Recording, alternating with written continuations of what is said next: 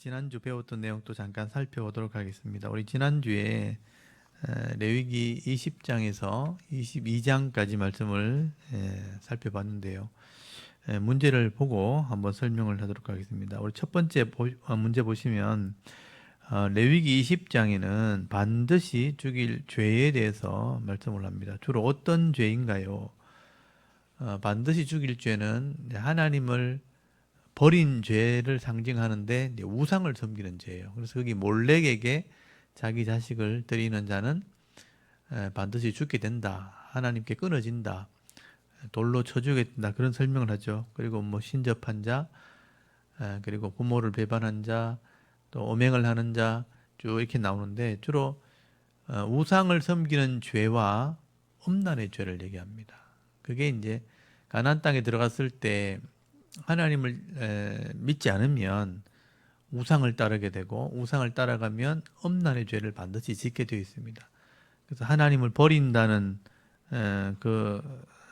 죄를 음란의 죄, 또 우상의 죄 그렇게 설명을 하는 것입니다.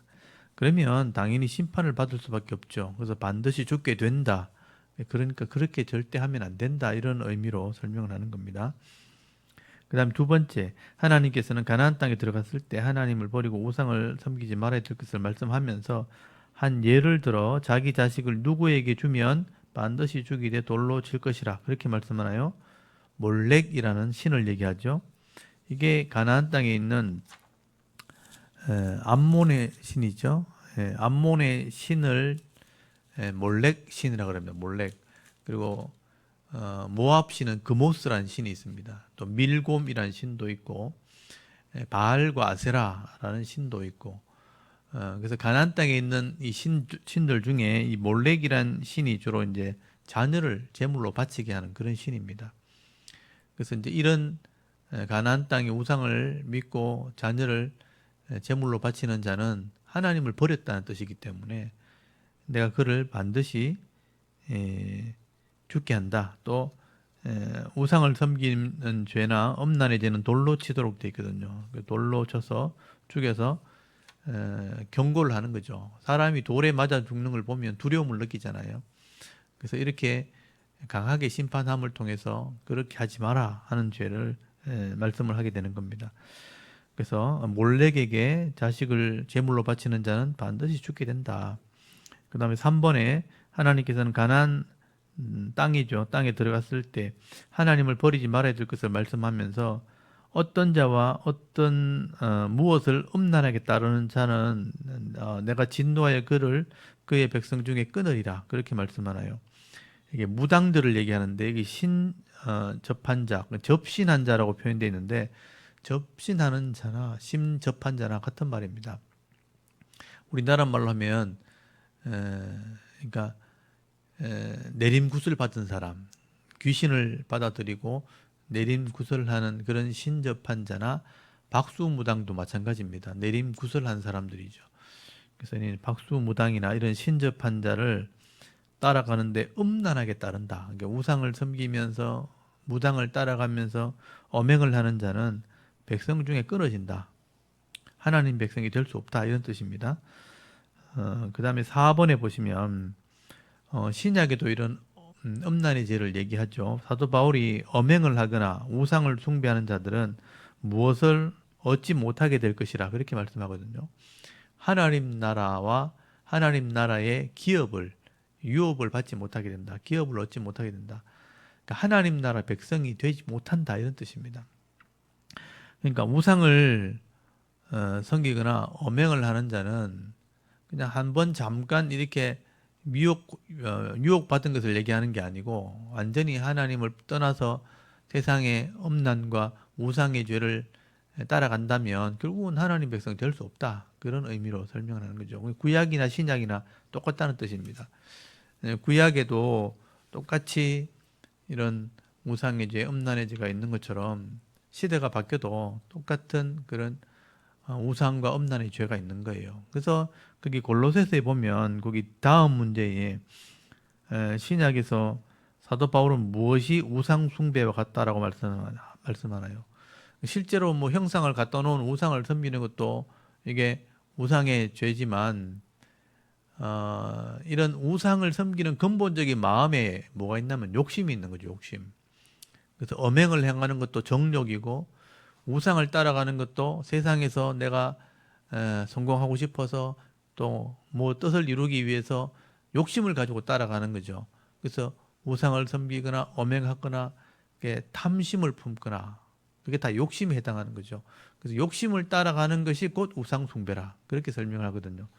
그래서 바울이 골로새서 여기 3장 5절을 제가 해놓은 것은 탐심을 따라가는 것은 다 우상 숭배와 같다 그렇게 설명하는 거예요. 그래서 과거에 우상을 섬기는 것도 성공을 하고 싶고 잘 되고 싶고 세상에서 고통당하지 않는 이런 잘못된 길을 가지 않고 싶으니까 어떤 자기 힘이 아닌 어떤 능력 있는 자를 찾는데 하나님을 믿으면 되는데 하나님을 안 믿으려고 하니까 다른 신을 따라가는 거예요. 그러니까 다 욕심을 따라가는 것입니다. 그래서 다른 신을 따라가는 것도 우상을 섬기는 거고 세상에 어떤 내가 뭘 이렇게 세상에서 만족함을 주겠다고 하면서 무슨 어떤 형상을 따라가든 사람을 따라가든 어떤 조직을 따라가든 그게 내 어떤 인생의 하는 내 뜻을 이루는 하나의 목적이 된다면 그게 우상이 된다는 거예요. 그게 욕심에서 비롯되기 때문에 탐심을 따라가는 것은 결국 우상 숭배가 된다라고 설명을 하는 것입니다. 그러니까 오늘날로 말하면 이런 우상이 너무 많은 거죠. 자식이 우상이 될 수도 있고 내 성공이 우상이 될 수도 있고 물질이 우상이 될 수도 있고 그러니까 그것만을 따라서 인생을 다 거기 허비한다면 그거는 내 사명이 아닌 거죠. 하나님을 믿고 내 주신 사명, 내 주신 기업, 내 주신 이 삶의 가치를 따라서 살아야 되는데 내가 어떤 하나의 세상의 목적을 두고 그것을 위해서만 시간을 투자하고 허비를 한다면 결국은 우상을 섬기는 것과 똑같은 거예요. 그래서 그런 탐심을 따라가는 것도 우상 숭배다.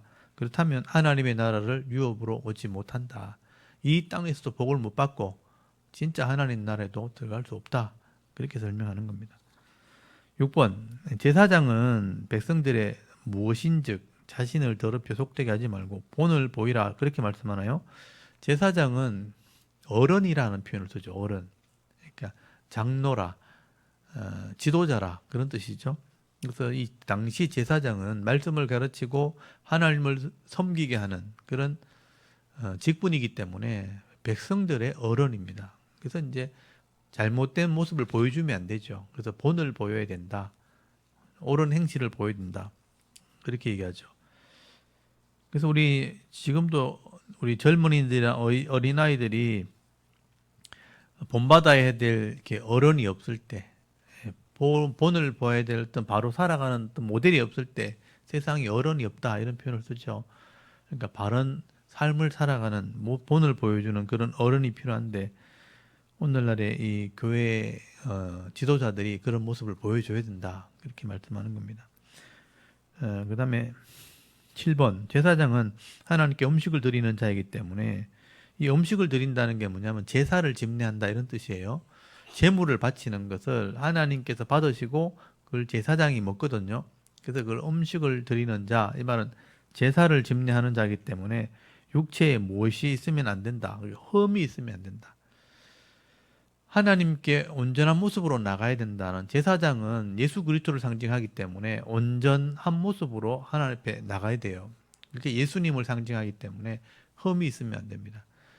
그래서 제사를 집례할 때는 뭐 이렇게 몸에 상처가 있다든지 몸에 흠이 있으면 제사를 집례할 수가 없습니다. 그게 제사장의 하나의 사명이죠. 그다음 8번 제사장이 먹는 음식 이 제물을 성물이라고 말합니다. 그런데 제사장이 부정하게 되어서 이 성물을 가까이 하면 어떻게 되나요?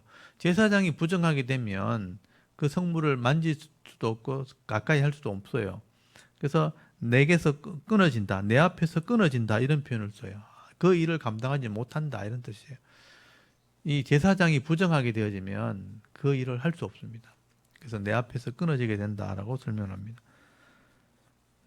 9번에 일반인들은 제사장의 성물을 먹을 수 없습니다. 그러나 일반인이 성물을 모르고 먹으면 어떻게 되나요? 5분의 1을 대해서 제사장에게 갖다 줘야 됩니다. 그래서 성물, 하나님의 제물이기 때문에 그것을 갚아야 된다. 그렇게 설명을 합니다. 그래서 제사장과 제사장이 먹을 성물에 대해서 22장까지. 그래서 반드시 죽일 죄 20장, 21장 제사장의 처신 규례, 22장 제사장의 성물에 대한 규례. 그래서 이제 레위기는 지금 22장까지 제가 설명을 했거든요. 그래서 1장부터 10장까지가 제사 제도로 돼 있고, 제사 제도는 오늘날의 예배의 의미를 설명한다고 보시면 되고요. 예배를 드렸다면 11장부터 삶의 규례, 어떤 세상에서 죄에서 구별돼야 된다. 그래서 정결 법에 대해서 설명한 거죠. 음식에서 구별돼야 되고, 11장이 음식 규례, 12장이 산모의 정결 규례, 13장, 14장은 이 나병을 통해서 죄를 설명하는 거죠.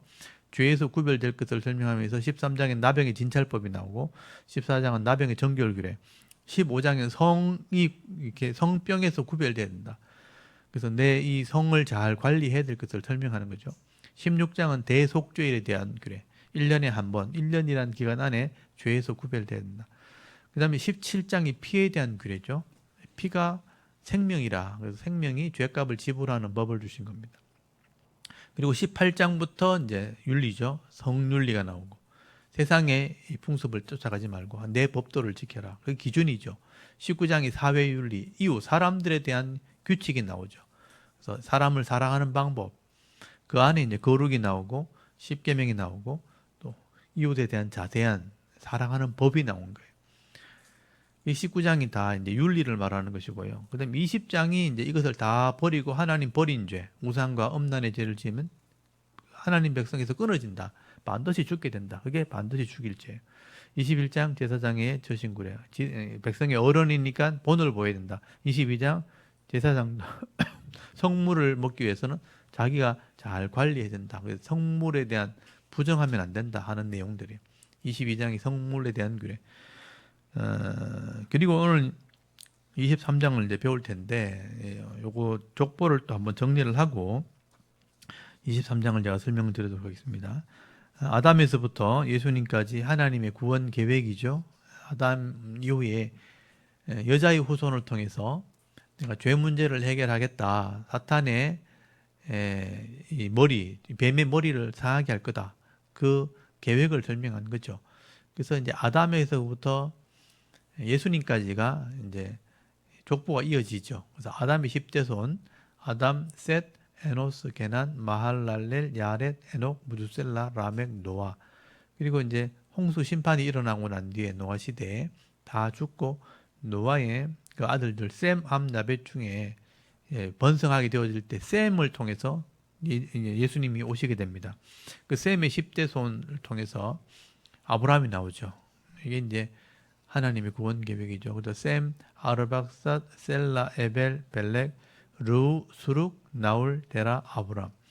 그래서 많은 사람이 땡에 이제 퍼지게 되었는데 셈의 후손 중에 아브라함의 후손들을 통해서 이스라엘을 나오게 하시고 이스라엘을 통해서 계약을 맺죠. 언약을 내서 이제 하나님 백성의 모델을 보여주려고 아브라함을 부르신 거예요. 그래서 아브라함부터 이 아브라함의 후손이 나라를 세울 때까지. 그래서 아브라함, 이삭, 야곱의 12아들을 통해서 이스라엘이 나오고요. 이스라엘 12지파 중에 유다가 예수님 족보에 들어가요.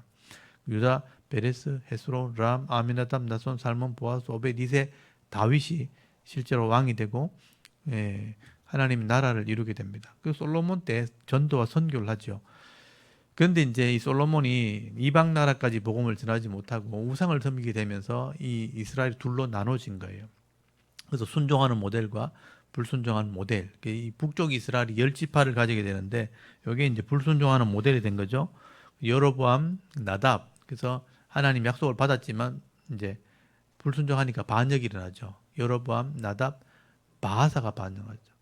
그다음 엘라 때 또 우상을 섬기니까 또 시므리가 또 반역해서 죽이고 시므리가 오므리에게 죽임을 당하죠. 오므리가 아합과 통해서 또 나라를 세우는데 우상을 섬기게 됩니다. 그때부터 바알과 아세라를 섬겼고 이세벨 때문에 그 아들들이 타락했고 아시아가 난간에 떨어져 죽고 요람이 이제 또 반역으로 죽습니다. 그래서 오므리, 아합, 아시아, 요람까지 예후가 반역해서 다 죽이고 예후가 그 집을 다 심판하니까 또 4명의 아들을 하나님 지켜주죠.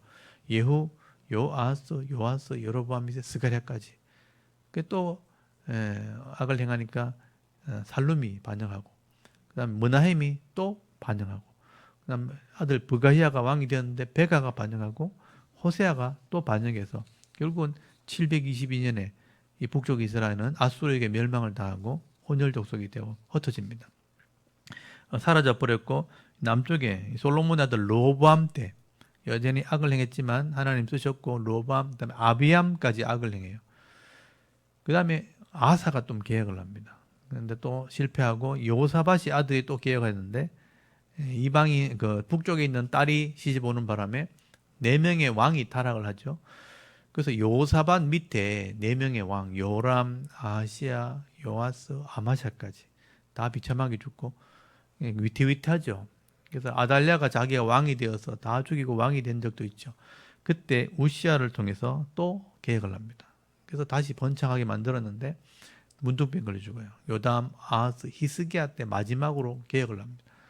또 한번 도와주었는데 아수르까지 무너뜨려 가지고 도와주었는데 이 히스기야가 15년 더 사는 바람에 이제 타락하게 되죠. 그래서 아들 므낫세가 태어나고 악하게 되어서 므낫세 때문에 나라가 망하게 된다라고 말씀합니다.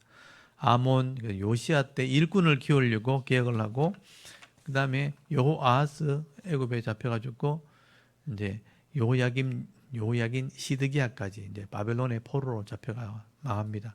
그게 586년 이스라엘이 없어졌다가 다시 70년 뒤에 돌아오죠. 그래서 여고냐 때 포로되어 잡혀갔다가 여고냐가 여호야긴입니다. 여호야긴이 잡혀갔다가 스알디엘 스룹바벨 때 돌아옵니다. 또 회복되었지만 또 타락하게 돼서 이제 예수님 오실 때까지 이제 제국들에게 짓밟히게 되죠. 그래서 이제 이 스룹바벨 다음에 이제 그 왕들만 이름이 남아 있죠. 아비훗, 엘리야김, 아소르, 사독, 아킴, 그다음에 엘리훗, 엘라살, mattan, 야곱, 요셉, 예수님이 태어나서 다시 하나님 말씀을 가지고 이 백성들을 깨우치고 또 하나님 나라를 가르치고 또 12제자를 다시 이스라엘이 그 사명을 감당하지 못했으니까 12제자를 뽑아가지고 다시 언약을 하죠. 그래서 다시 언약을 했기 때문에 새 언약이 된 거예요. 이 언약한 이 제자들을 통해서 흩어서 땅끝까지 복음을 전하게 되죠. 그래서 이방인에게 복음을 전하고 더 이상 이제 돌아올 사람이 없을 때 마지막 유대인을 회개시켜서 돌아오면 이제 이 땅에 종말이 오게 될 거다. 그래서 하나님 나라가 그래서 이루어지게 될 거다라고 설명을 하게 됩니다. 이게 하나님의 구원 계획입니다. 그래서 지금은 이제 이방인이 복음을 전해지는 땅끝까지 복음을 전해지는 그런 과정 중에 있는 것입니다. 그리고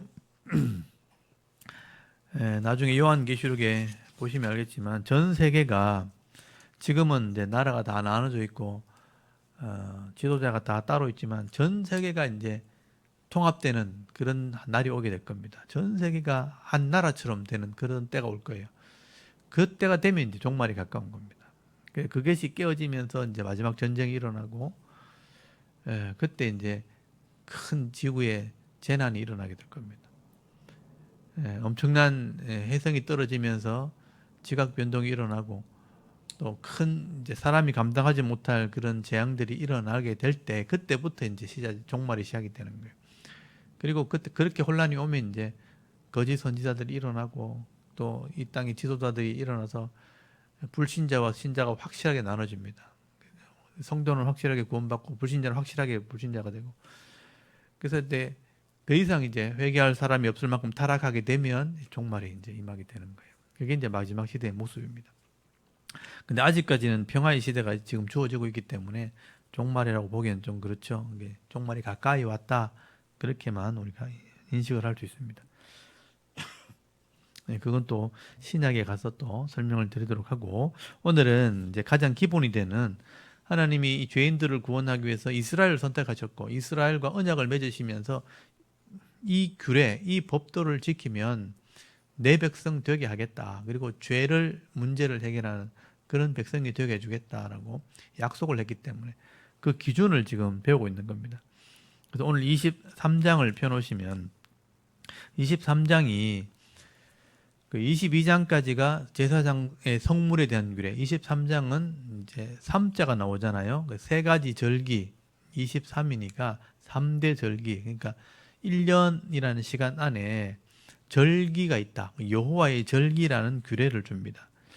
그래서 거기 4절에 보면 이것이 너희가 그 정한 때 성회로 공포할 여호와의 절기들이니라. 이렇게 여호와의 절기들 이렇게 설명되어 있죠. 1년이라는 시간적인 개념을 이제 설명을 하는 거예요.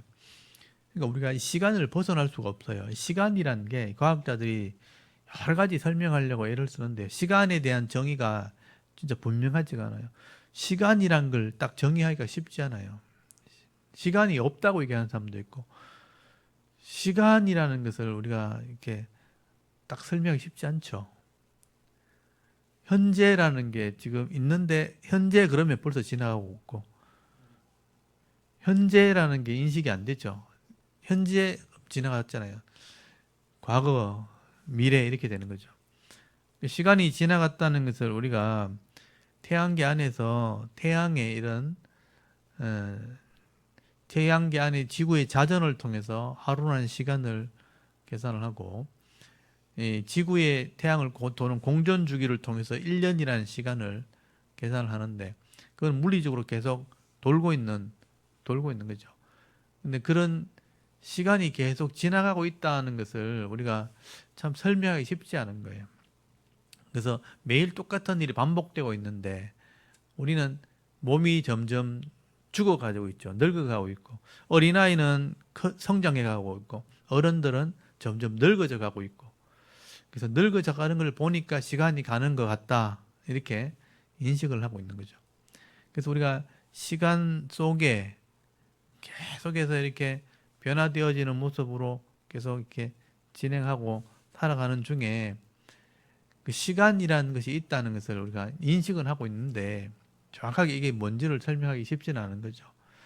그래서 이제 우리는 직선적인 시간을 우리가 생각하고 있고 하나님의 역사는 태초부터 종말까지 직선적으로 계속 흘러간다. 이게 이제 기독교적인 세계관인데 근데 이제 인간들이 여러 가지 생각을 해낸 거죠. 여기서 이제 인간이 태어나가지고 인생이 종말을 죽음에 이르게 되는데 여기서 그냥 끝나버리는 것인가 아니면 또 다른 것으로 진행하는 것인가 그래서 이제 다시 또 돌아오는 것이 아닐까 그래서 이제 윤회적인 생각을 가지죠. 이렇게 수레바퀴가 이렇게 돌듯이 중심을 축을 두고 수레바퀴 아래 돌아가듯이 인생은 이렇게 계속 윤회하는 것이다. 이런 이제 사고를 가지게 되는 게 그러니까 힌두교 문화 그리고 불교 문화권에서 그렇게 생각을 합니다.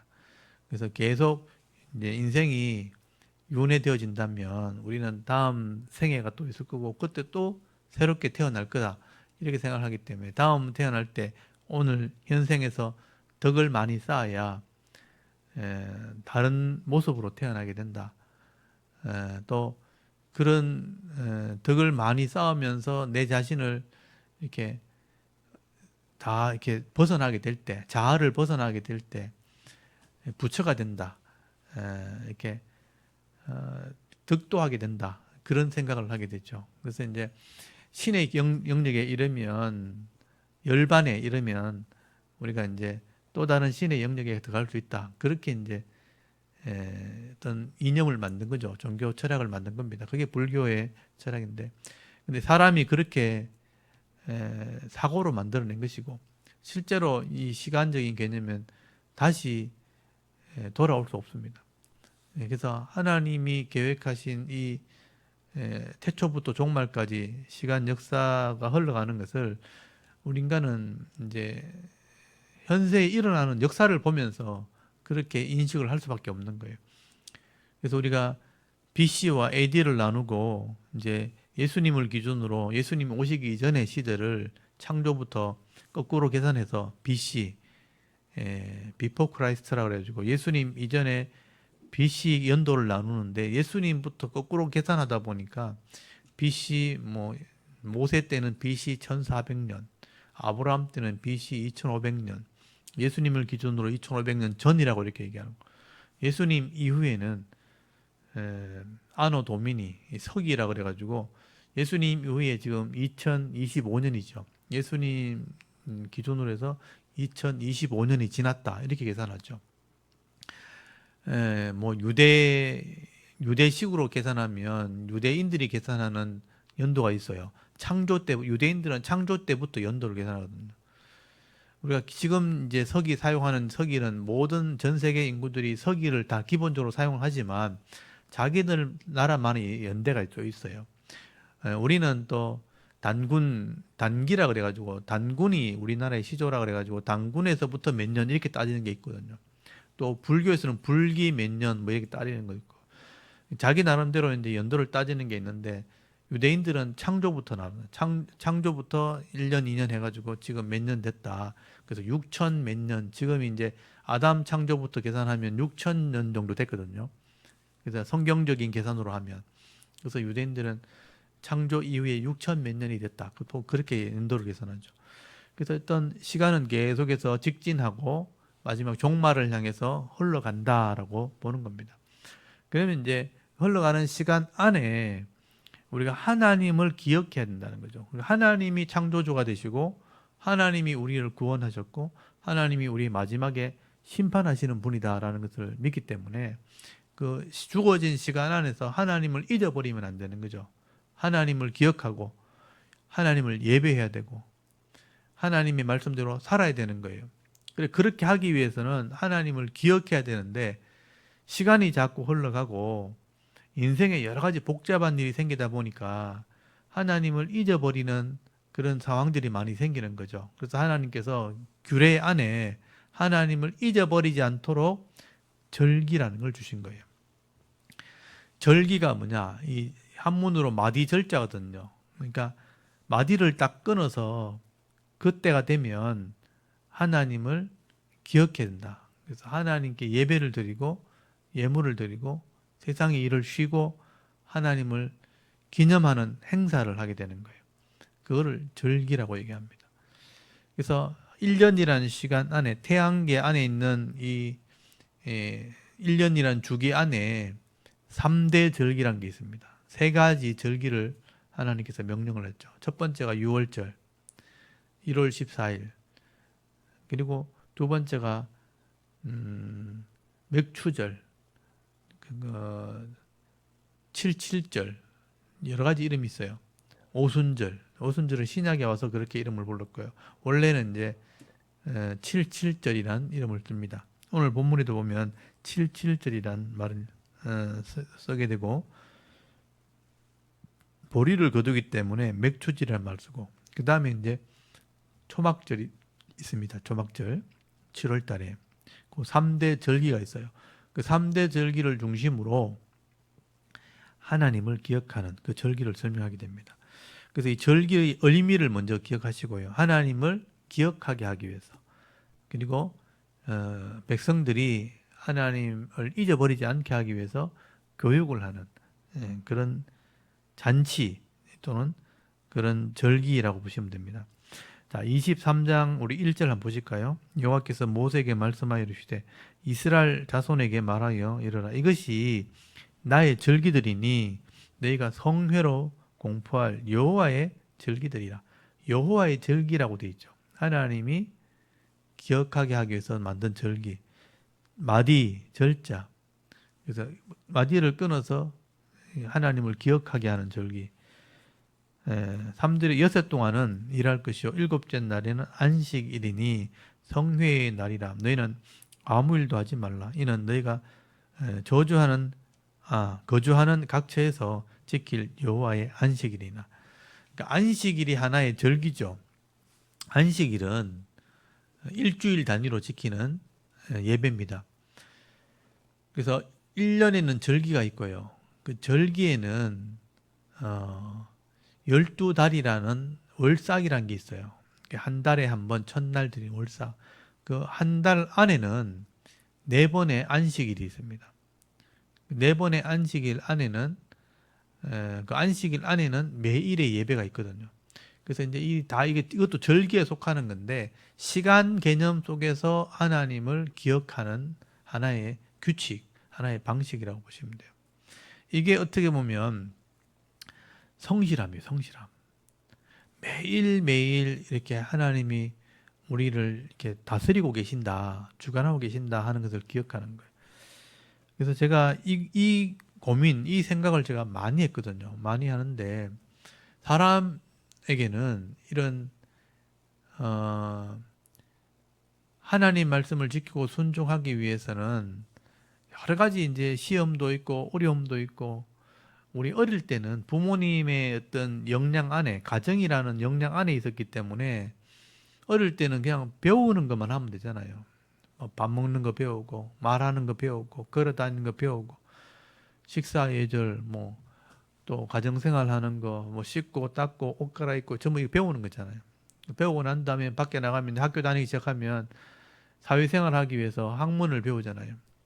뭐 숫자를 배우고, 뭐 덧셈, 뭐 뺄셈, 곱셈, 뭐 도구를 사용하기 위해서 뭐 여러 가지 기술들을 배우고, 또 이렇게 말을 하기 위해서 학문을 배우고, 또 법들을 또 배우고, 실서를 배우고, 또 여러 가지 직장 생활을 하기 위해서 필요한 여러 가지 언어들도 배우고, 그 과정 속에 이런 걸 배우잖아요. 그래서 우리나라 말을 배워야 되니까 국어를 배우고, 외국어를 배워야 되니까 제2외국어를 배우고, 또 계산을 해야 되니까 수학도 배우고, 또 여러 가지 도구를 만들고 하려면 과학도 배워야 되고, 생물도 배워야 되고, 실과도 배워야 되고, 실제적인 일들을 해야 되니까 기술도 배우고, 또 사회생활 하기 위해서 역사도 배우고, 이런 배움의 과정들 있잖아요. 학교 다닐 때 그것만 하면 되잖아요. 열심히 다니고 배우고. 근데 이제 그런 걸 배우기 위해서는 자꾸 잊어버리니까, 여러분도 공부해 보셔서 알겠지만 잘 안 외워지죠. 영어 단어 이렇게 내가 기억을 해야 되는데 자꾸 까먹는 거예요. 자꾸 까먹고, 또 이렇게 수학을 하려면 이게 공식들을 이렇게 알고 있어야 되는데 자꾸 까먹잖아요. 근데 그걸 계속해서 이제 쓰고 외우고 암송하고 그 자리에 계속 앉아서 이제 공부를 해야 되는데, 친구들 불러내 가지고 놀러 가자 그러고 게임하자 그러고 이렇게 막 TV 봐야 되고 영화 봐야 되고 뭐 일이 많잖아요. 근데 여러 가지 유혹이 왔을 때 내가 그걸 앉아 가지고 계속 하려면 성실함이 있어야 된단 말이에요. 그걸 참아내는 인내가 있어야 된다고요. 그 참아내는 인내, 그런 성실함이 있어야지 결국은 기술도 배울 수 있고 학문도 배울 수 있고 내 걸 만들어 가지고 내가 뭘 할 수도 있고 할 수 있는데, 근데 인내와 성실함을 배울 수 있는 가장 중요한 게 뭐냐면 매일매일의 삶 속에서 꾸준히 그걸 하는 그런 책임감인 거예요.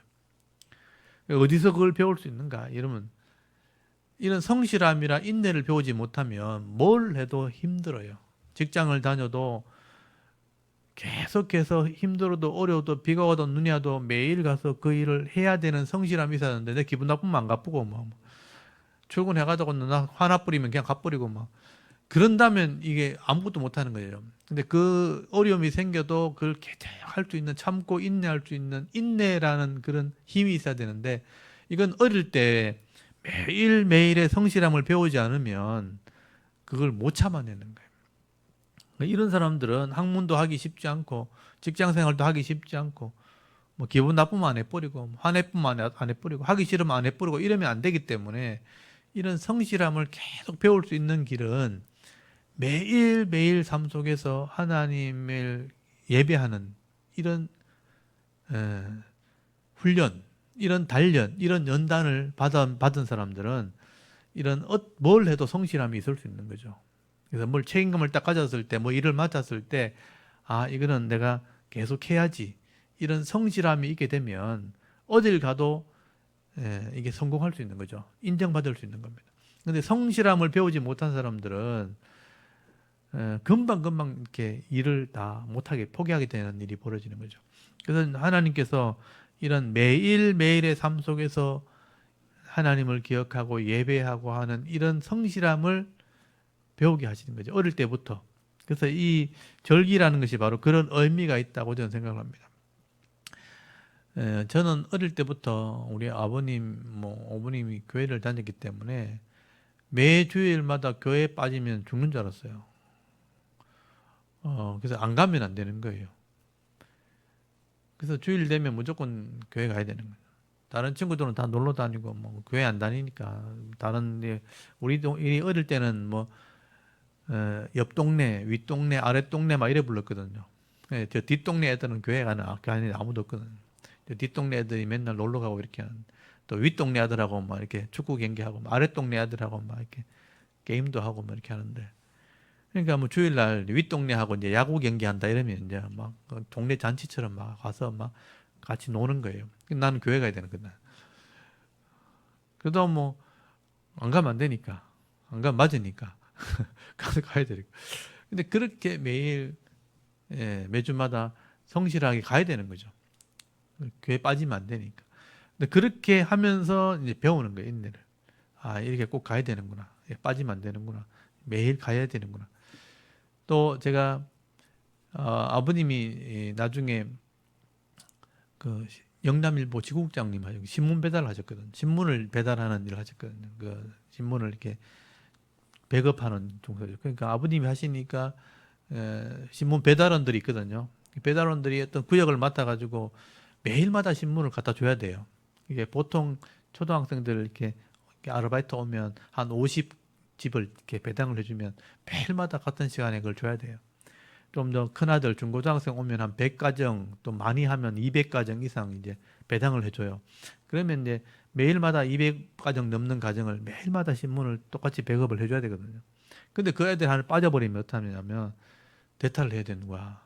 제 시간에 갖다 줘야 되는데 그 배달할 애가 안 와버리면, 그러면 이제 아버님이 하시니까 제가 또 와서 도와드리는 거죠. 그러면 이제 그 집집마다 그 위치를 다 적어가지고 배달을 해줘야 돼요. 또 제가 휴학을 할 동안은 한 1년 동안은 계속 도와드렸거든요. 제가 맡은 가정 한 250가정 돼요. 매일마다 그 250가정을 다 돌아야 됩니다. 그리고 다 돌고 나면 한 달 지나고 나면 또 돈 받으러 가야 돼요. 그 체크 다 해가지고 한 사람씩 이름 적어서 주인을 찾아서 돈을 받아내. 못 받으면 다음날 또 가야 돼요. 그 받았는 거 못 받았는 거 다 체크를 해야 돼요. 그러니까 그걸 빠뜨리면 안 되잖아요. 매일마다 해도 쉬면 안 되고 매일마다 그 일을 해야 되니까 어디 놀러도 못 가는 거예요. 매일마다 빠지면 안 되니까. 그 일을 멈출 수가 없으니까 매일마다 이 신문이 기사가 나오고 신문이 나오니까 매일마다 그걸 돌려야 된단 말이에요. 근데 저는 그때는 굉장히 이제 힘든 일이었지만 지금 생각해 보면 그게 성실함을 배우는 훈련이었다는 거예요. 빠지면 안 되는 거예요. 매일마다 그 시간에 그 일을 해야 되는 거예요. 매일마다 자전거를 타든 오토바이를 타고 250가정을 빠지지 않고 돌아보십시오. 일이 굉장히 많죠.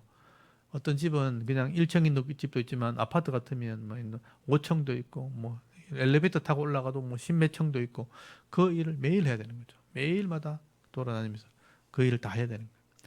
한 달 뒤에 가면 또 돈 받으러 가야 되고 그 일을 계속 해야 되는 거예요. 그게 어떻게 보면 성실함의 훈련인 거죠. 성실함. 빠지면 안 된다. 내가 안 하면 안 된다는 그 책임감에 대한 훈련인 거죠. 그런 성실함의 훈련을 하다 보니까 매일매일 하는 것은 그렇게 어려운 게 아닌 거예요. 마음만 먹으면 할 수 있는 일이 생기는 거죠. 그렇게 인이 박히는 것처럼 몸에 배어 있는 거예요. 그래서 매일 새벽 예배 드려야 되고, 이 교육자가 되면요, 매일마다 새벽 예배를 드려야 돼요. 새벽 예배. 4시에서 4시 반에 일어나서 말씀을 나누고 또 예배를 드리고 하는 그 일을 해야 되는 겁니다.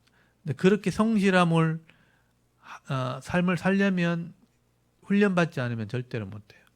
그래서 신학교 가면요, 신학생들이 제일 힘들어하는 게 뭐냐면 새벽 예배 드리는 거예요. 그리고 금요일 날 철야하는 거예요. 예전에는요, 금요 철야하면 진짜 밤샜거든요. 여러분은 밤 안 새보셨죠? 제가 이제 고등학교 졸업하고 청년 시절 좀 되었을 때는요, 금요일 날은 진짜 밤을 샜어요. 철야 기도를 한 거예요. 그 토요일 날 새벽에 그냥 밤새고 그냥 출근을 하게 됩니다. 그렇게 금요일마다 철야를 했었어요. 그러니까 이 신학생들이 제일 힘든 게 뭐냐면 매일마다 새벽 기도하는 거하고 금요 철야하는 거죠. 신학생들은 매일마다 일어나서 말씀을 나누는 기도하는 훈련을 해야 되고, 그래서 이제 신학생들끼리 이제 힘드니까 새벽에 매일 4시, 4시 반에 일어나면요, 낮에 되게 피곤해요. 그래서 이제 어떤 때는 막 낮에 꾸벅꾸벅 졸기도 하고, 운전하다 막 졸음 운전하기도 하고. 제가 큰 교회에 있을 때는 이제 두 교회를 이렇게 왔다 갔다 하면서 섬길 때 어떤 일이 있었냐면, 제가 말이 자꾸 길어지는데, 왜냐하면 이 경험을 얘기하기 위해서. 너무 새벽에 계속 이 교회 새벽, 그러니까 그때는 이제 교회가 큰 교회 두 교회를 같이 이렇게 교회가 따로 있었는데, 이쪽 교회 새벽 예배하고 저쪽 교회 새벽 예배하고 이렇게 하는 거예요. 그러니까 아침마다 일어나서 설교하고 아침에 회의 참여하고 신방 다니고 막 이렇게 매일마다 하니까 너무너무 피곤한 거예요. 그래서 이제 새벽 예배 저쪽 교회 드리고 집에 새벽에 오는데 너무 피곤하니까 졸음 운전을 하는 거예요. 제가 운전하다가 자본 적이 그때 처음이에요. 그때 15인승 이렇게 큰 차였는데 진짜 운전을 하고 있었는데 잤어요. 깜빡 잠들었는데 쾅쾅쾅 막 소리 나는 거예요. 뭐 보니까 옆에 서 있는 차를 제가 박은 거예요. 그냥 운전대 잡고 있다가 그냥 박은 거예요. 그러니까 차 운전대 잡고 있으면서 내가 잠을 잘 정도로 피곤했다고요. 너무너무 힘든 거예요. 그러니까 이게 훈련이 안 돼 있으면 새벽 예배 매일 한다는 게 진짜 힘듭니다. 이게 성실함의 훈련이. 그래서 성도들도 이렇게 매일마다 깨어서 예배드리고 성실하게 이렇게 신앙생활 하지 않으면 바르게 하기 쉽지 않아요. 교육자들만 그렇게 하는 게 아니고 매일마다 성도들이 새벽 예배를 드리고 그렇게 열심히 신앙생활을 해야 깨어있는 마음이 있는 거죠. 그래서 하나님이 성도들은, 하나님을 아는 사람들은 이 매일매일 시간 속에서 늘 하나님을 기억해야 된다. 그게 절기거든, 절기. 그래서 매일매일의 시간이 하루의 절기가 되는 거고, 그리고 일주일이 되면 주일이, 여기 안식일이지만 주일이 하나의 절기가 되는 거고, 그 일주일이 4번 모이면 한 달의 절기가 되는 거고, 한 달이 12달이 되면 1년의 절기가 되는 거예요. 그 1년 안에는 3개의 절기가 있는 거죠. 그게 유월절과 맥주절과 초막절이에요. 그래서 이런 시간을 우리가 이렇게 절기를 지키면서 매일 사는 사람과 그냥 아무 의미 없이 그냥 해 떨어지니까 자고 해 뜨니까 일어나고 그렇게 그냥 무의미하게 사는 거하고 다르다는 거예요. 그래서 제가 이 시간에 대한 개념, 하나님이 왜 시간을 주셨고 이 시간 안에 내가 할 일이 있고 그 절기를 지킬 때 하나님이 그를 지켜준다는 그런 믿음을 가지게 하는 거죠. 그래서 이 절기가 그만큼 중요하다는 얘기를 하게 되는 겁니다. 그래서 여기 제일 먼저 1장 23장 1절에서 3절까지 나오는 게 안식일을 설명하고 있죠. 안식일을 설명을 하고 있는데, 여러분 23장에 나오는 이 절기는 나중에 민수기 28장에 가면 예배의 절기가 나와요. 28장에 거기 보면 제가 설명드렸던 매일 예배, 안식일 예배, 월상 예배, 3대 절기 다 설명이 돼 있어요. 그래서 어떻게 보면 레위기 23장과 민수기 28장은 절기에 대한 설명인데 이런 시간에 대한 개념을 가지고 있어야 된다 하는 것을 설명을 하는 것입니다. 그래서 우리 4절 한번 보십시오. 이것이 너희가 그 정한 때에 성회로 공포할 여호와의 절기들이나. 여기서 이제 3대 절기만 설명을 하지만 이 3대 절기 안에는 12달에 월삭이 있고 그 다음에 안식일이 있고 매일의 예배가 있다 하는 것도 기억을 하셔야 돼요. 4절 보시면 이것이 너희가 그 정한 때에 성회로 공포할 여호와의 절기들이나. 첫째 달 19날 저녁은 여호와의 유월절이요. 이게 14일, 1월 14일이죠. 유월절이라. 유월, 그러니까 죽음의 사자가 넘어갔다 하는 절기예요. 애굽에 있을 때 장자가 죽게 되는 재앙이 있죠. 그래서 어떤 집이든지 먼저 그 집에 태어난 장자는 다 죽게 되고 먼저 태어난 짐승은 다 죽는 그런 재앙이 임한 거예요. 근데 하나님이 살 수 있는 방법을 하나 줬죠. 어린 양의 피를 문설주에 발라놓으면 죽음의 신이 넘어가게 될 거다. 그래서 이스라엘이 이 말을 믿고 피를 발라놨죠. 그래서 다른 사람은 장자가 다 죽었는데 이 피를 발라놓은 그 이스라엘 사람들 집에만 장자가 안 죽은 거예요. 하나님이 살려준 거죠. 죽음의 신이 넘어갔어요. 그래서 그것을 기념하면서 하나님이 우리를 구원하신다 하는 것을 기억하는 거예요. 어린 양의 피를 발라놓은 곳, 속죄의 피가 있는 곳은 하나님이 죽음에서 건져주신다. 그걸 기념하는 거예요. 그래서 이 구원을 상징하는 절기예요. 그래서 유월절은 하나님이 우리를 구원하신다, 살려주신다 하는 것을 기념한다, 기억한다는 의미가 있어요. 그래서 1월 14일이 되면요, 유월절을 지키는 거예요. 아, 하나님이 우리를 구원하시지, 이렇게 기억하는 거예요. 거기 6절 보세요. 이 달 15째 날은 여호와의 무교절이니 이래 동안 너희는 무교병을 먹을 것이요. 6월절 14일, 15일 그 사이가 6월절인데 14일 저녁에서 15일 그 하루 동안 지키는데 그날부터 일주일 동안은 무교절이라 그래요. 6월절부터 일주일 동안은 무교절, 무교병을 먹는 절기. 그래서 일주일 동안은 이렇게 무교절을 지키는 겁니다. 그 7절에 보면 그 첫날에는 너희가 성회로 모이고 아무 노동도 하지 말지며 너희는 이래 동안 여호와께 화제를 드릴 것이요 7째 날에도 성회로 모이고 아무 노동도 하지 말지니라. 그래서 일주일 동안 쉬면서 하나님을 기억하는 거예요. 이스라엘 사람들은요, 지금도 이 절기를 지켜요. 일주일 동안 하나님을 기억하는 거예요. 그래서 6월절을 지키면서 구원의 하나님을 기억해라, 이런 의미예요. 그다음 9절에는요, 여호와께서 모세에게 말씀하시되 이스라엘 자손에게 말하여 이르라. 너희는 내가 너희에게 주는 땅에 들어가서 너희 곡물을 거둘 때 너희는 곡물의 첫 이삭 한 단을 제사장으로 가져갈 것이요. 그래서 씨를 뿌리고 난 뒤에 이제 이삭이 처음 올라오고 열매가 처음 나올 거 아니에요. 밀이나 보리를 심으면 주로 이제 이스라엘은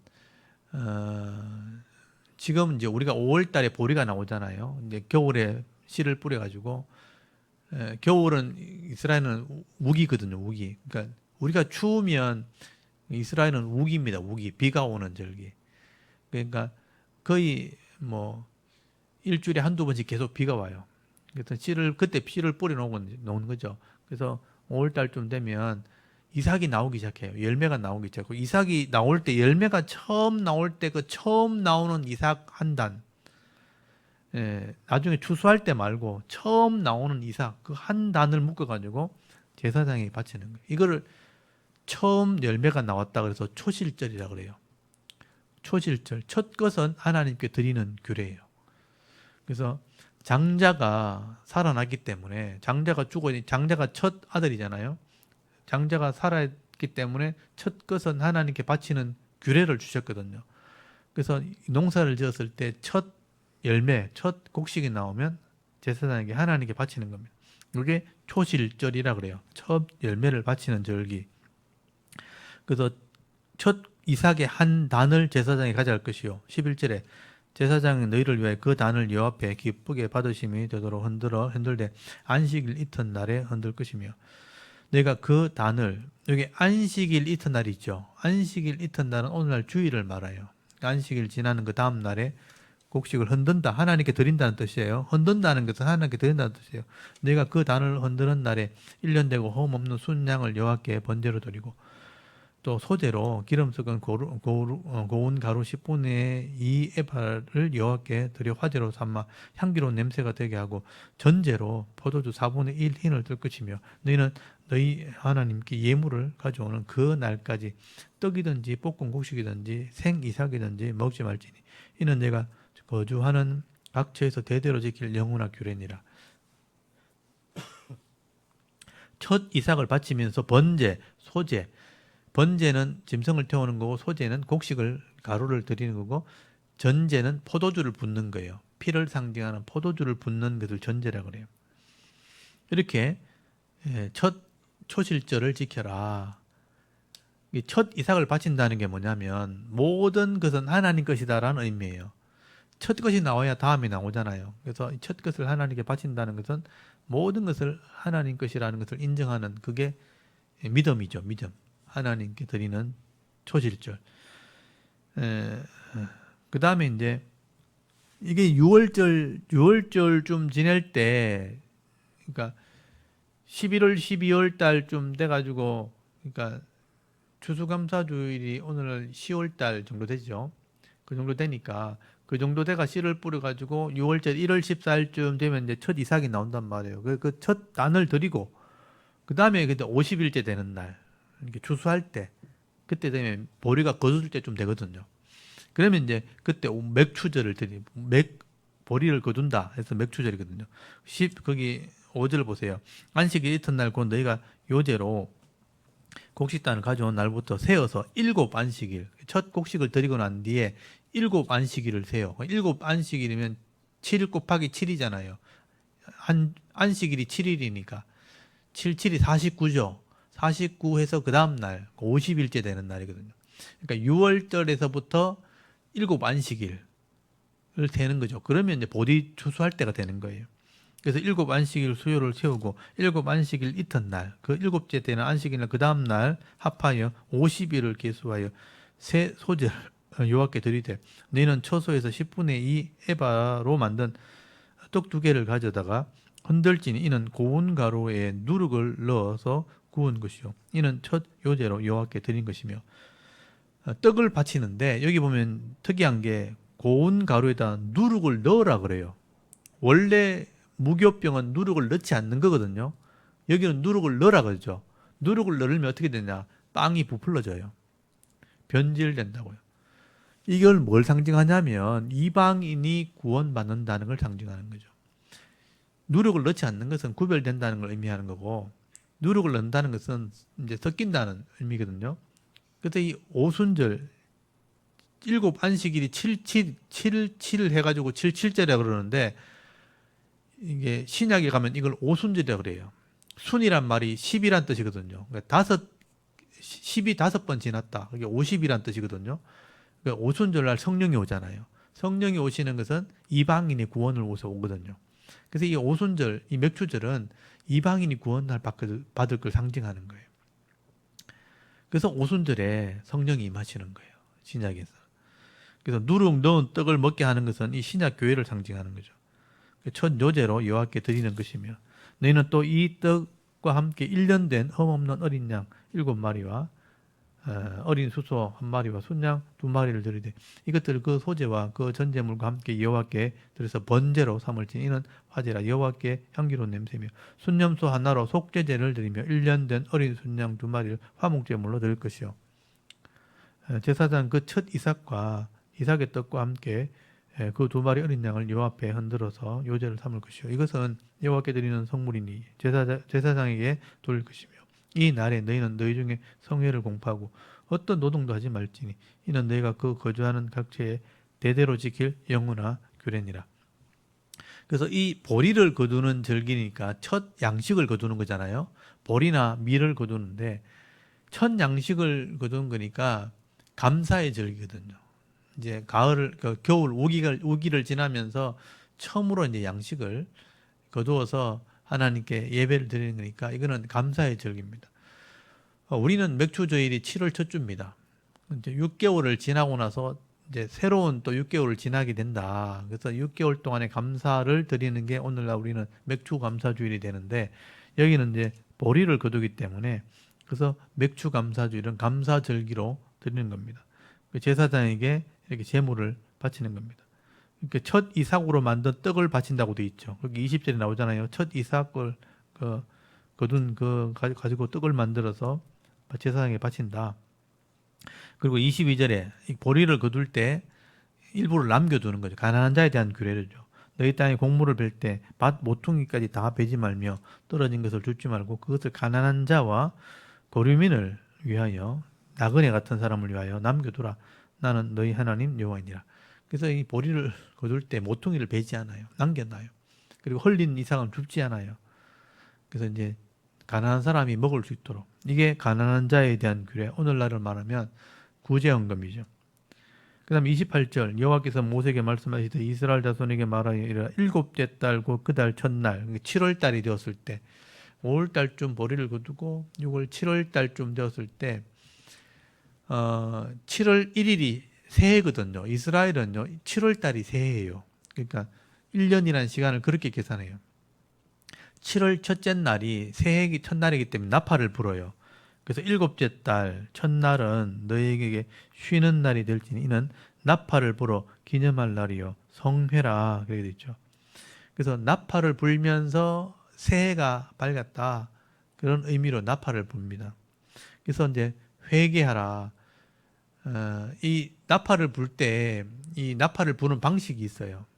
그러니까 하나님께서 우리 성도들을 깨우고 회개하게 한다. 그래서 나팔을 뭐 빵빵빵 이렇게 불기도 하고 마지막에는 빵 하고 길게 불거든요. 이제 재림을 상징하기도 하고 이게 여러 가지 의미가 네 가지 이제 부는 방식이 있는데 저도 이제 그걸 배우려고 지금 하고 있는데 잘 안 돼요. 이게 나팔 부는 게 너무 어려워가지고 제가 이제 익숙해지면 나중에 이제 불 텐데 일단 이 나팔을 불어가지고 주로 이제 회개에 대한 메시지가 있습니다. 백성들이 회개하면서 주님 오심을 기대하는 그게 이제 나팔을 부는 거예요. 그러니까 이스라엘에 보면 항상 절기 때 이런 나팔을 불거든요. 그래서 나팔을 불어서 기념하라. 그래서 기념할 날이요 성회라. 25절 어떤 노동도 하지 말고 여호와께 화제를 드릴지니라. 7월 첫째 날이 이제 새해가 시작된 거죠. 그리고 26절 여호와께서 모세에게 말씀하시되 일곱째 달 열흘날 7월 10일 날은 대속죄일이에요. 그 16장에 나오잖아요. 대속죄일. 그래서 이제 양을 염소를 제비 뽑아가지고 광야로 보내고 성소에서 제사를 드리고 그래서 이제 백성들이 회개하는 날. 그 새해를 맞이해서 7월 10일이 되면 스스로 괴롭게 한다고 돼 있죠. 일곱째 달 열흘날 속죄일이니 너희는 성회를 열고 스스로 괴롭게 하여 여호와께 화제를 드리고 이 날은 어떤 일도 하지 말 것은 너희를 위하여 너희 하나님 여호와 앞에 속죄할 속죄일이 됨이니라. 속죄하는 날, 죄를 속죄하고 새해를 맞이한다 이런 의미예요. 그래서 욤 키푸르 그러니까 회개하는 날. 29절 이 날에는 스스로 괴롭게 하지 아니하는 자는 그 백성 중에 끊어지다. 스스로 회개하지 않는 자는 하나님 백성 아닌 거예요. 그래서 끊어진다는 말을 써요.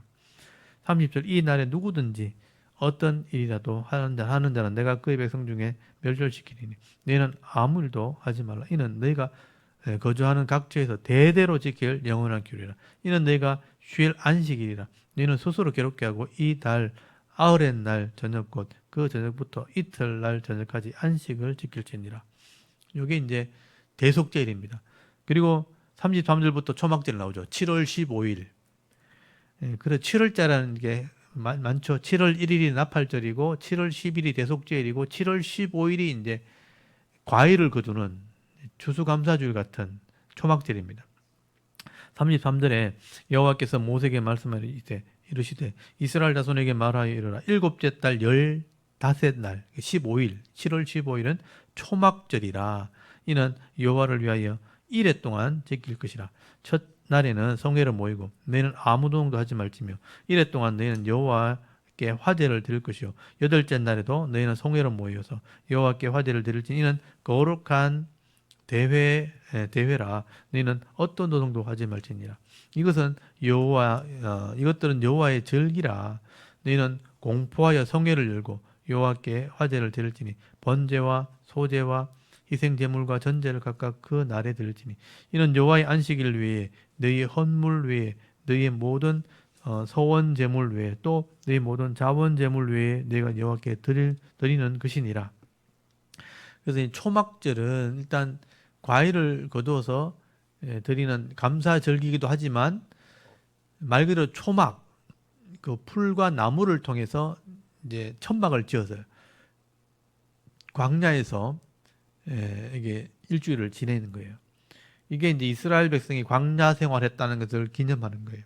그래서 감사절기이기도 하면서 이스라엘 백성의 광야 생활을 기념하는 거예요. 하나님이 이스라엘 백성을 광야에서 지켜주셨다 하는 것을 기념하는 거예요. 그래서 일주일 동안 이 절기를 지키는 겁니다. 이때 이제 초막에서 성경을 읽어요. 성경을 읽고 그 초막절날 율법을 낭독하라고 돼 있잖아요. 매년 면제전 초막절에 이 율법을 낭독해라. 신명기 나중에 31장에 나오거든요. 그런 이제 절기를 지키는 겁니다. 여기 39절에 보면 너희가 토지소산 거두기를 마치거든 일곱째 달 15날부터 이래 동안 여호와의 절기를 지키되 첫날에도 안식하고 여덟째 날에도 안식할 것이요. 그래서 이제 7일까지 지키고 여덟째 날까지 쉰다. 40절 첫날에는 너희가 아름다운 나무 실과와 종려나무 가지와 무성한 나무 가지와 신의 버들을 취하여 너희 하나님 요 앞에서 이래 동안 절구할 것이요. 여기 종려나무 뭐 무성한 나무 가지 이런 걸 꺾어가지고 초막을 만든다는 거예요. 그래서 들판에 가가지고 초막을 만들어서 텐트 치듯이 거기 치고 거기서 이제 먹고 자고 하는 겁니다. 불편한 생활을 해보는 거죠. 41절에 너희는 매년 이래 동안 일주일 동안 여호와께 이 절기를 지킬지니 너희 대대의 영원한 규례라. 너희는 일곱째 달에 이를 지킬지니라. 너희는 이래 동안 초막에 거주하되 이스라엘에서 난 자는 다 초막에 거주할지니. 이 초막으로 풀로 집을 지어놓고 거기서 일주일 동안 살아라는 거예요. 그러면서 불편하면서 이런 광야 생활할 때 하나님 지켜줬지 그러면서 이제 율법을 낭독하는 거예요. 그럼 43절 이는 내가 이스라엘 자손을 애굽 땅에서 인도하여 내던 때에 초막에 거주하게 한 줄을 너희 대대로 알게 함이니라. 나는 너희 하나님 여호와이니라. 여기 보면 애굽 땅에서 인도하여 내던 때에 초막에 거주하겠다. 광야를 살게 했다. 그걸 기억해라. 고난을 겪게 했다는 거죠. 44절 모세는 이같이 여호와의 절기를 이스라엘 자손에게 공포하였더라. 요게 1년 안에 지켜야 될 절기예요. 안식일부터 설명했잖아요. 여기 이제 민수기 28장에 보면 여러분 민수기 28장을 펴보세요.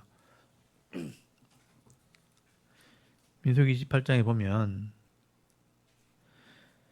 28장 거기 2절 보세요. 이스라엘 자손에게 명령하여 그들에게 이르라. 내 헌물 내 음식인 화제물 내 향기로운 것을 너희가 그 정한 시기에 삼아 내게 바칠지니라.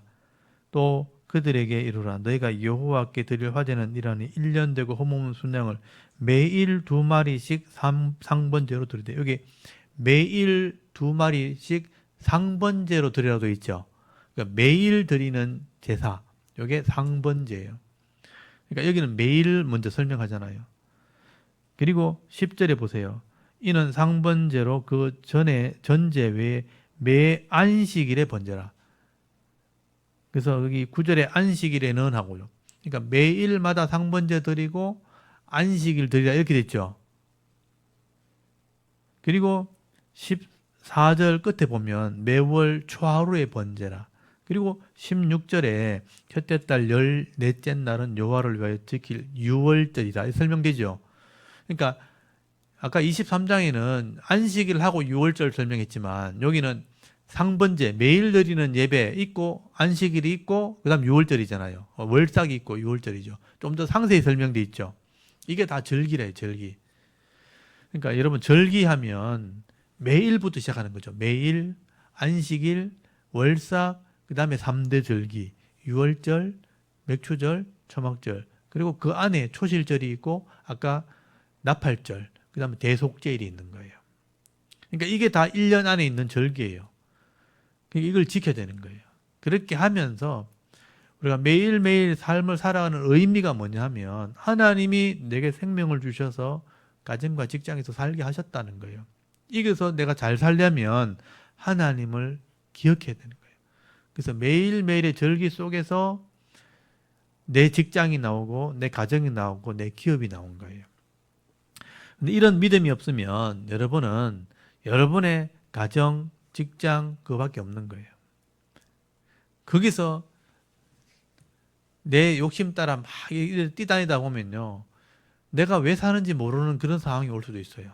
내가 뭐 때문에 살고 있지? 왜 살고 있지? 막 열심히 하긴 하는데 별 의미가 없는 그런 삶을 살아가는 사람들 많아요. 근데 하나님이 내 시간 속에서 하나님 백성임을 기억하고 매일매일 하나님께 예배드리면서 내게 주신 사명이 뭔지를 깨닫고 살아가는 사람이 의미가 있어진다는 거예요. 하나님 백성으로서의 내가 본분을 가지고 있으면 가정도 내가 지킬 기업이 되는 거예요. 여기서 행복함을 누리는 거예요. 아내하고 자식들하고 막 즐거워지는 거예요. 그리고 이 가정을 유지하기 주신 직장, 사업이 내 기업이 되는 거예요. 그곳에서 하나님 말씀대로 잘 살면 직장이 의미가 있어요. 직장이 즐거워요. 오늘 가서 일해서 내가 이것을 잘 해가지고 남에게 유익을 주면서 내가 유익을 받는 거잖아요. 내가 장사를 하든지 가서 일을 하면요. 이거 일해주면서 다른 사람의 유익을 주고 내가 또 유익을 받잖아요. 그렇게 해서 그 이제 유익을 가지고 물질과 하나님 주신 기업을 가지고 가정에서 누리고 그 누리면서 다른 사람에 도움을 주는 삶을 살아간다면 의미가 있는 삶이 되는 거죠. 그래서 이걸 하나님을 기억하는 그 가정이 그 기업을 가지게 되는 이게 의미가 있는 거예요. 그래서 이 절기를 통해서 내 본질을 깨달아야 되는 거예요. 내가 왜 이 땅에서 태어나고 살게 되었고 어떤 삶을 살아야 되는지를 알게 되는 거죠. 그래서 이 절기라는 것을 여러분 잘 기억해야 됩니다. 시간적인 개념이 있어야 된다. 성도는 이 시간 속에서 내가 뭘 해야 될지를 알고 있어야 되는 거예요. 해가 뜨면 사명 감당하고 해가 지면 쉬어야 되는 거예요. 안식, 밤에는. 근데 사탄은 어떻게든지 밤에도 못 자게 만들고 시간을 허비하게 만들고 일할 때도 제대로 일 못하게 만들고 그렇게 만드는 유혹이 있는 거죠. 근데 그런 유혹을 다 이기고 절기 속에서 내게 주신 기업을 잘 지켜낸다. 이게 매일매일 반복되지만 이게 성실함이에요. 성실함이 있어야 이 훈련이 돼야 뭘 해도 성공하는 겁니다. 성실함이 없는 사람은 절대로 성공할 수 없습니다. 자기 기업을 누릴 수가 없습니다. 세상적으로도 열심히 사는 사람, 성실히 사는 사람, 시간을 잘 관리하는 사람이 결국 성공하는 거예요. 자기 것을 유지하고 있는 겁니다. 그래서 이 성도들은 절기를 통해서 시간적인 개념을 잘 생각하시면 좋겠어요. 그럼 24장에 넘어가면 제가 간단하게 설명드릴 거예요. 이게 성소에 대한 규례입니다. 제사장이 성소를 관리할 때 이렇게 관리해야 된다. 여러분 24장 1절 보세요. 여호와께서 모세에게 말씀하시되 이스라엘 자손에게 명령하여 불을 켜기 위하여 감람을 찧어낸 순결한 기름을 내게로 가져오게 하여 계속해서 등불을 켜둘지며 계속해서 등불을 켜라. 등잔불을 켜라. 등잔에 불을 계속 켜야 된다. 밝혀야 된다. 불을 켜놔야 된다. 이게 이제 제사장의 첫 사역이죠. 3절에 아론은 회막갓 정격의 휘장 밖에 저녁부터 아침까지 여호와 앞에 항상 등잔불을 정리할지니. 항상 성실함이죠. 등잔불을 꺼지지 않게 된다. 관리한다는 게 뭐냐면 꺼지지 않게 된다. 정리할지니. 등잔불은 이 심지가 타자면요. 심지가 계속 타잖아요. 심지를 정리해야 되고 기름을 계속 점검해야 돼요. 그래서 불이 꺼지지 않도록 계속 관리해야 된다. 이는 너희 대대로 지킬 영원한 규례라. 항상 불이 꺼지지 않게 해라. 이 교회가 불이 꺼지지 않게 해라. 밝혀야 된다 이 뜻이죠.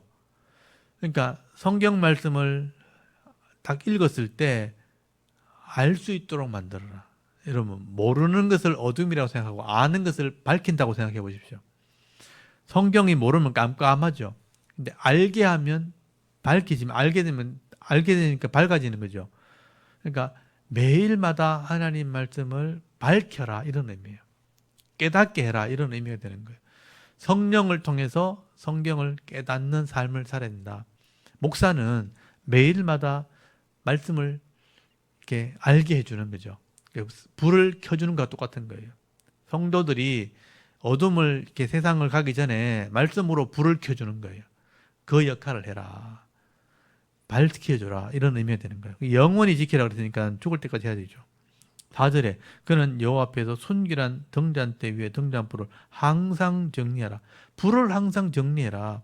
그러기 위해서는 감람을 찧어낸 순결한 기름이 있어야 되죠. 이 기름이 바로 성령을 상징하는 거예요.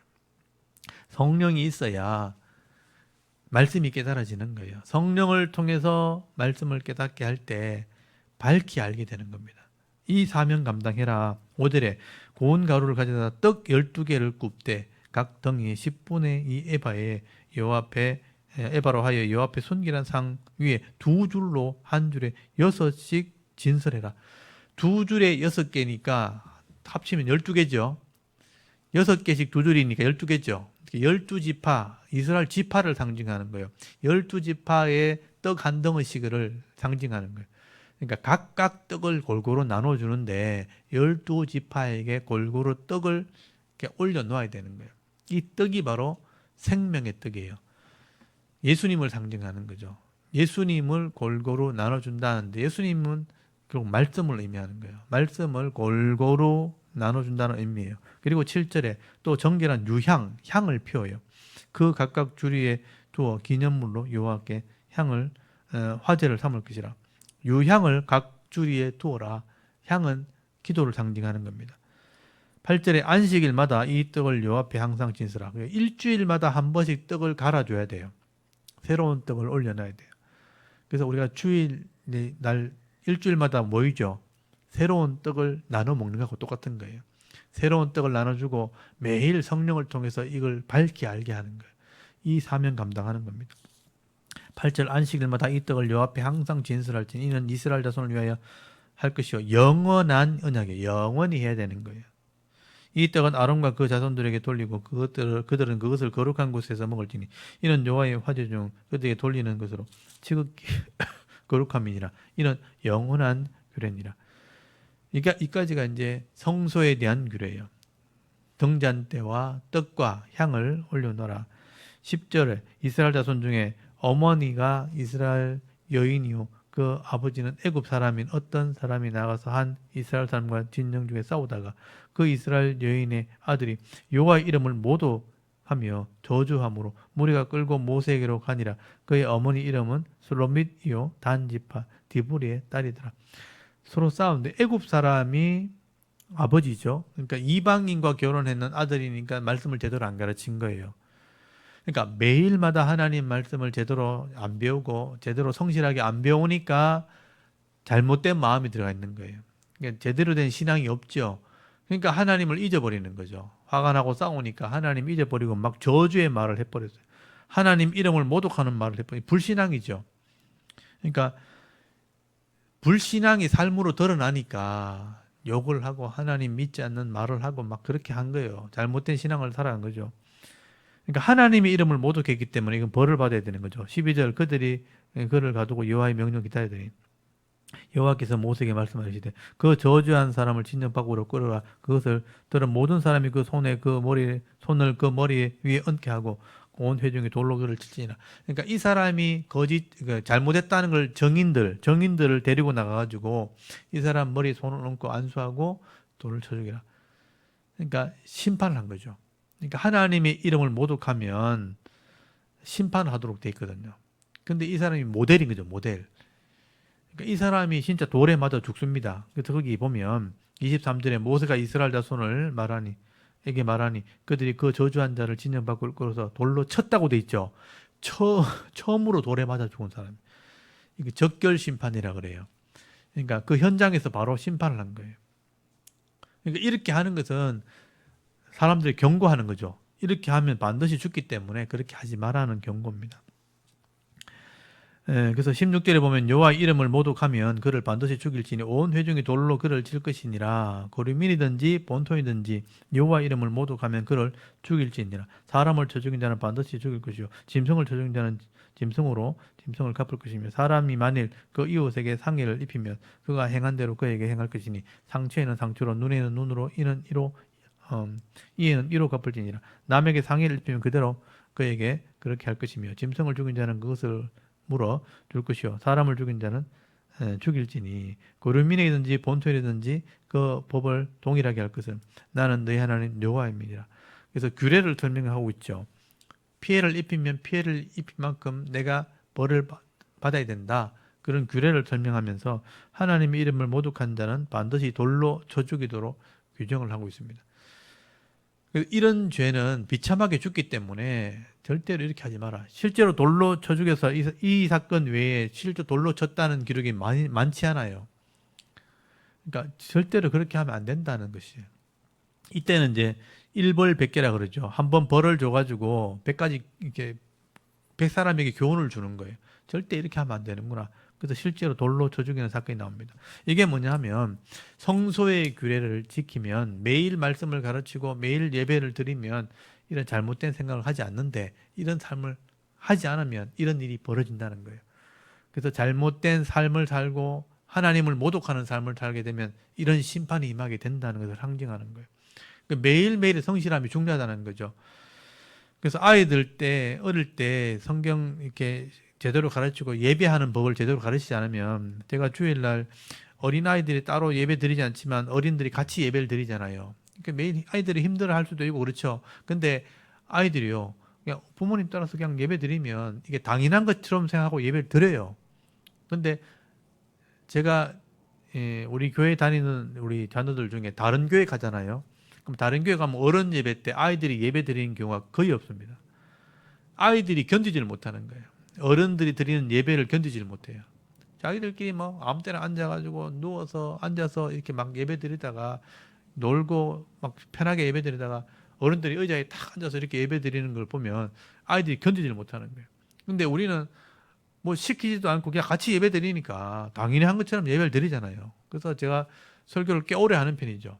거의 30분 이상 40분까지 설교를 하니까 예배 전체가 1시간이 넘어가니까 1시간 이상씩 앉아서 예배를 드리는데 아이들이 힘들기도 하지만 처음에는 힘들어하지만 그냥 다 같이 예배 드리니까 같이 예배 드리는 거예요. 근데 이게 아무것도 아닌 것 같은데 이게 성실함의 훈련이에요. 어른들 옆에 앉아가지고 함부로 하면 안 되니까 조용히 앉아가지고 일단 눈치는 보지만 예배를 드려요. 1시간 이상 앉아가 예배 드리는 이 습관이 훈련이에요, 훈련. 그래서 다른 곳에 가서 앉아있는 훈련이 되는 겁니다. 그래서 학교 가서 앉아있을 수도 있고 어떤 직장 생활할 때 강의 들으러 앉아있을 수도 있고 늘 그런 습관을 들이면 당연히 앉아있는 것처럼 이렇게 되는데 이런 훈련을 하지 않는 사람들은요 의자에 1시간 앉아있는 것도 힘든 거예요. 못 앉아있어요. 그래서 이런 말씀의 훈련, 아까 성소에 대한 훈련, 매일 등불을 켜고 일주일씩 매일 떡을 이렇게 먹는 이런 훈련을 하지 않으면 삶 속에서 악함이 나온다는 거죠. 저주의 말이 나오고 악한 말이 나오고 그래서 결국 심판을 받게 되는 자리까지 가니까 절대 이렇게 하지 말아라. 그래서 아까 이 사람 보세요. 아까 10절에 아버지가 애굽 사람이니까 제대로 안 가르쳤어요. 그 사람들과 싸웠어요. 싸우면 분이 났겠죠. 11절에 그 이스라엘 여인의 아들이 여호와의 이름을 모독을 해버렸어요. 화가 나가지고 하나님을 막 모독해버리는 거죠. 이런 죄를 지었다는 거예요. 이건 뭐냐면 훈련이 안 됐다는 거죠. 어릴 때부터 하나님 말씀으로 훈련이 안 돼 있고 하나님에 대한 경외심에 대한 훈련이 안 돼 있으니까 하나님을 함부로 말해버리는 거예요. 그 얘기는 평소에 늘 이렇게 말하고 다녔기 때문에 이런 말이 나온 거예요. 그래서 결국은 이런 사람을 하나님이 심판했다 이렇게 되어 있죠. 너는 절대 이렇게 하지 말아라 하는 의미가 있는 것입니다. 그래서 성소의 관리, 목사는 매일마다 말씀을 밝혀 알게 해야 되고 주일마다 성실하게 말씀을 가르쳐야 됩니다. 그게 성도들이 잘 배우시는 것이 훈련입니다. 매일마다 말씀을 펼쳐 읽고 주일마다 와서 이게 예배 드리는 것이 훈련이에요. 이렇게 훈련해서 내 삶 속에서 하나님을 기억하는 것이 믿음인 거죠. 그렇게 하지 않으면요, 욕심에 이끌리고 죄에 이끌리고 악에 이끌려서 실족하고 넘어질 수밖에 없다는 거죠. 그래서 예배 드리지 않고 매일 살아가는 사람 보십시오. 나중에요, 뭐 싸움이 벌어지고 화가 날 일이 생기면요, 분노를 폭발을 합니다. 말도 함부로 막 해버린 거예요. 부모도 없고 막 대들고 이렇게 하는 거예요. 근데 하나님을 알고 부모를 공경할 줄 아는 신앙을 배운 사람들은 절대로 화가 나도 그렇게 못해요. 왜냐하면 그렇게 하면 안 된다는 걸 알기 때문에. 그걸 배웠기 때문에. 그걸 알기 때문에. 기준이 있기 때문에. 그래서 화가 나도 화를 내가 이겨낼 수 있지 않는, 내가 화를 이겨낼 수 있는 거죠. 화를 통해서 망하는 길로 가는 게 아니고 화를 내가 이기면서 선으로 가게 됩니다. 문제를 해결하는 능력을 가지게 되는 거예요. 그래야 인정을 받고 또 평탄한 길을 가게 되는 겁니다. 자, 24장이 그래서 이게 성소의 규례가 아무것도 아닌 것 같지만 사실은 성실에 대한 훈련이라는 걸 꼭 기억하시면 좋겠고요. 그럼 25장에 넘어가면 이거 시간 속에 있는 안식년과 희년인데 요거는 이제 조금 경제적인 관념이 또 있기 때문에 요건 다음 주에 제가 설명드리도록 하겠습니다. 오늘은 여러분이 이게 별로 중요하지 않을 것 같은데 굉장히 중요한 23장, 24장이요. 이게 해석이 잘 안 돼 있는 부분이에요. 시간적인 개념입니다.